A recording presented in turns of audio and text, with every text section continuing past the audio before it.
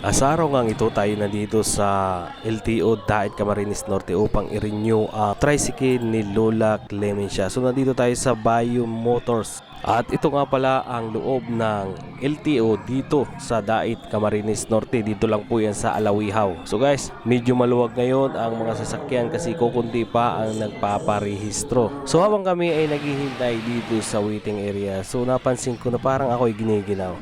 So nakita ko na lang sa aking likuran na mayroon palang napakalaking electric pan na yan guys. So relax na relax si GR Max Vlog. So yan nga guys, habang tayo naghihintay dito, piplex ko nga sa inyo. Ito na nga pala yung tricycle na ating i-renew. So yan guys, ito na nga pala yung emission. So nandito, napakaigi. Talagang napakaigi kasi nandito si Mr. Maigi na siyang nag-assist sa amin upang maipa-test ang ating tricycle upang ito makapasa. So nakumpleto na nga natin ng mga oras na ito ang mga requirements, kaya tayo ay tutulak papunta na sa loob ng LTO. So ayan guys, kita nyo nandito na ako sa loob ng LTO. Pinasa ko na ang mga requirements. So maghihintay na lang tayong tawagin sa loob ng LTO.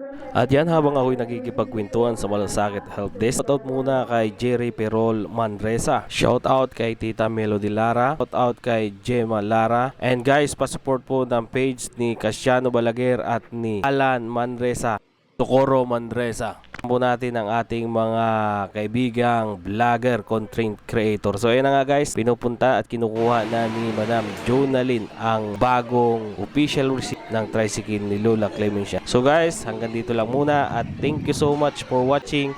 Magkita po tayo sa susunod na video na aking gagawin. Bye bye!